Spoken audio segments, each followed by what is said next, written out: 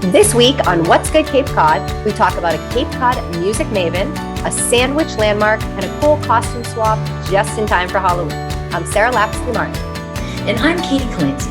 Welcome back to What's Good Cape Cod, where we show you Cape Cod through the eyes of a couple of locals. And every Tuesday, we drop a new video that tells you about a person, place, and a thing we think you should know about. That's right. So this week, who is our person, Sarah? So our person is Monica Rizzio, founder of Vinegrass. So what is Vinegrass, Sarah? Yes. So for the past few years, we've gone to Vinegrass. It's an amazing music festival up at Truro Vineyards.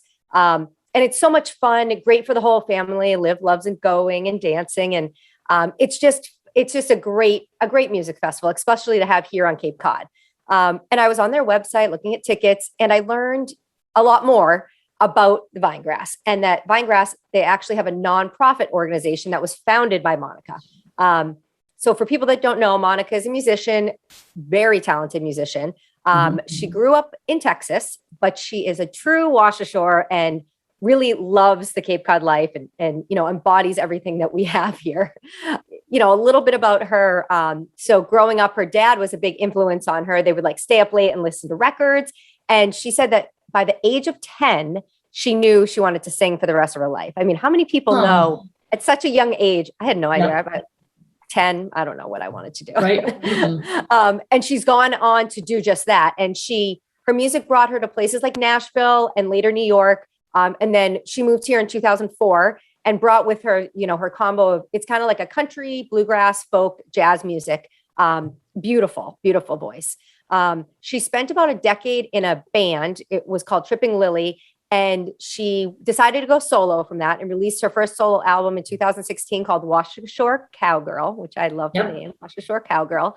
And she truly just loves music. And it was a lifelong dream for her to give back to give back to the community. And when she was growing up, they didn't have the financial means to, have her take music lessons or have instruments. So Vinegrass organization, they were formed to raise money, and they provide scholarships actually to students playing or studying music, preference given to those in this, Americana roots genre.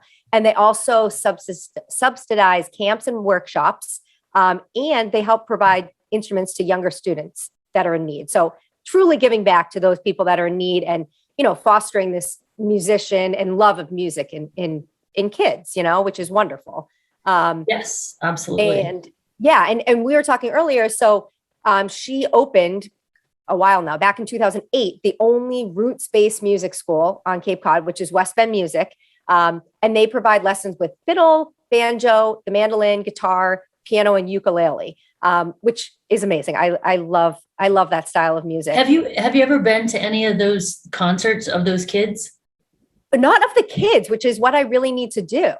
They are no joke. Yeah. Because she's not the only instructor, right. There. Yeah. But they've created an amazing place where these kids are just brought up to a level that you're like, damn, they can play. Yeah. It is so much fun to listen to those kids play, and you can hear them playing from their hearts. These kids are just soulful. They're like sawing layer into it. And I just what parent doesn't want that for their kid?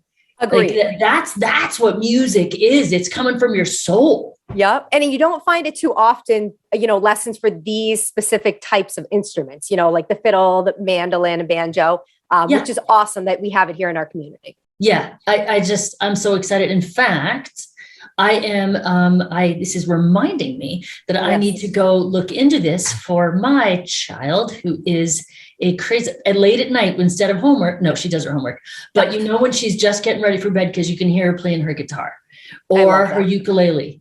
And it's all right, I got to foster this and keep it going and not ruin it for her. Right. You'll have to. So Monica actually, so she's been at that school since last year, but then, the pandemic kind of shifted things. She was teaching remotely. And then she actually went out on her own and just opened her own music school called Wash Ashore Music. So you should look into that. And same thing, they focus on the fiddle, guitar, ukulele, piano. And she also focuses on songwriting and the artist development part. And she said that about 75% of her students are female. And the other great thing is that she really focuses on empowering them to be strong, successful, and really the lessons go beyond the music. Well, at least one of her students, Renee Levesque, was a winner in her category for the songwriting festival, annual songwriting festival. Amazing. And Renee got to perform her song at the Cape Cod Women's Music Festival because she was the winner. Like, oh my goodness, what a way to elevate these kids. Just let them, pour their hearts out and treat them, like really validate what they're doing and literally elevate them. It will be amazing to see them later in life too, to have this behind. Yeah. Yes. So great. Yeah. So, and then, she does have finally, I think it was last month, she finally got out and was able to play because obviously COVID was a hard time for musicians. She's got some tour dates on her calendar, on her website. So look at that. And then be sure, Vinegrass Music Festival, October 3rd. It's Sunday. It's Sunday, October 3rd. Be sure to check that out. Get some tickets.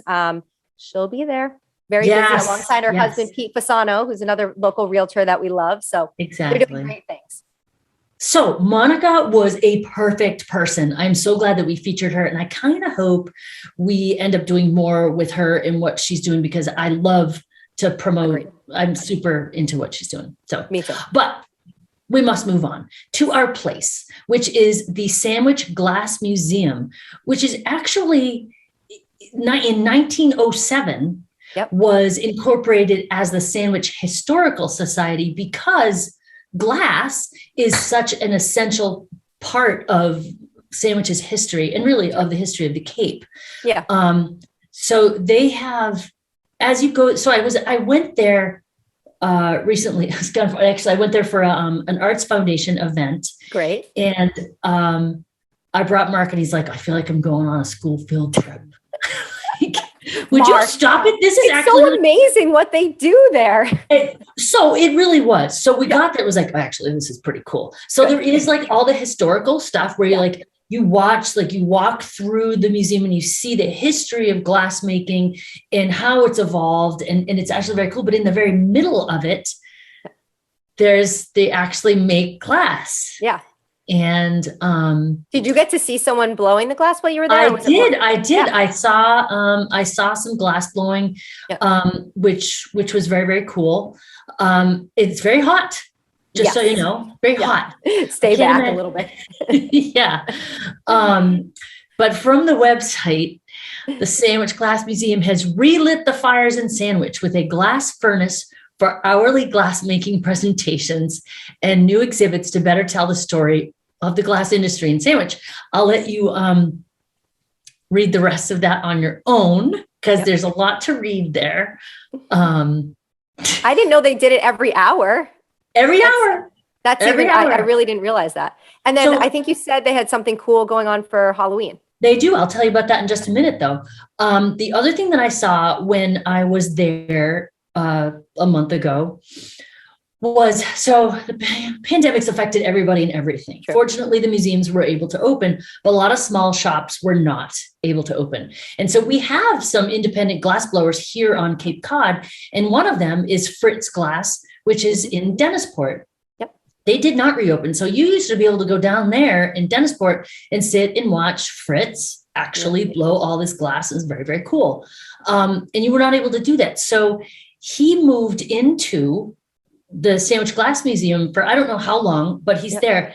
Fritz Glass, I've been a fan for a long time. I actually had Fritz's daughter, Coco, when I was a teacher as a student.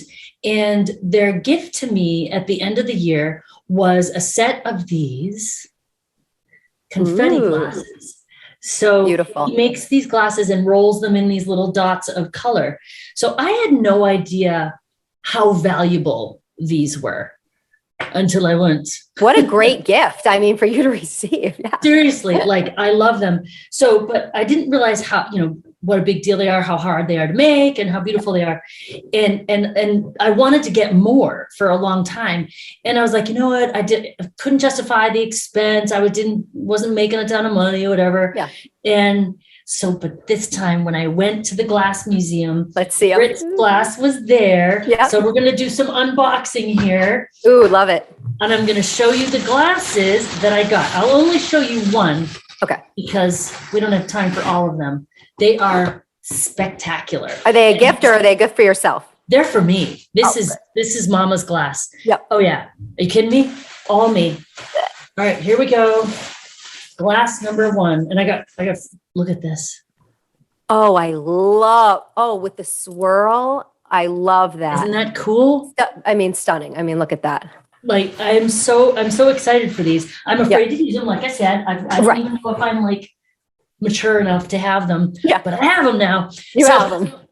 So anyway, but like you've got the Fritz glass there, but then they go all the way back to like these just like little salt dishes, and just it's in all of how it impacted the town of Sandwich and Cape Cod. Yep. It was a very, very big deal to have. So go check out the Sandwich Glass Museum. Very cool thing. And then this fall in October, we have the 10th annual Pumpkin Fest. So they put these glass pumpkins and seasonally themed glass items out there. It's an outdoor event. It's free. Cool.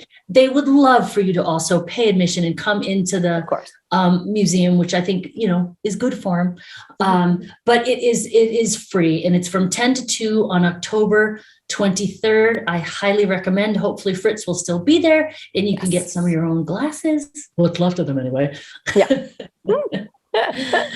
All right. Enough about that. So we got our person, we got our place. Sarah, what is our thing?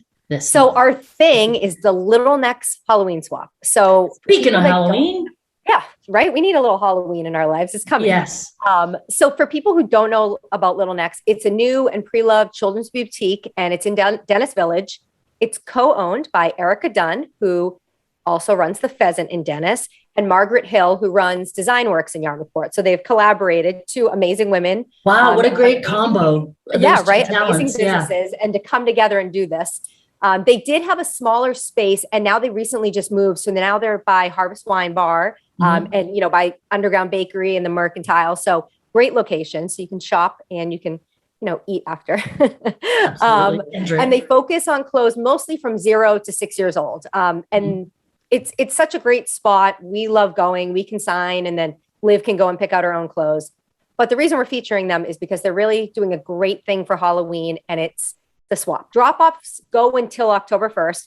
It's donation. So you come, you drop off your Halloween costume, and then on Saturday, October 9th, starting at 11 a.m., you can go in and pick one out. So it's a true swap, which I think is really cool. And one thing that she points out is that 75% of Americans plan on buying Halloween costumes. And because they're only worn once, we really just, not many people wear them more than once, and they may just end up in landfill. So not this year. That's why she's really doing this. Yes. I'm really excited. I think it's a great thing for kids, especially because, they can go pick out their own and donate their old ones back. I have an attic full of stuff. I'm going to donate stuff. Yes. It's really cool costumes too. So the kids will love it. It'll be so much fun. I just think it's wonderful that they're doing that. And then of course, you can do your swapping, and you can go there and shop and see the other local joints all around and get a cookie at the Underground or the Merc. The bonuses. That's what we're really here for. Yeah, exactly. All right. Well, I think that's it for this episode, right, Sarah? I think so. All right. Well, now you know what's Good Cape Cod. If you're watching on YouTube, hit the subscribe button and the bell to get notified when we drop a new episode. And then if you want any information about anything we've talked about today or about What's Good Cape Cod, visit our website at whatsgoodcc.com.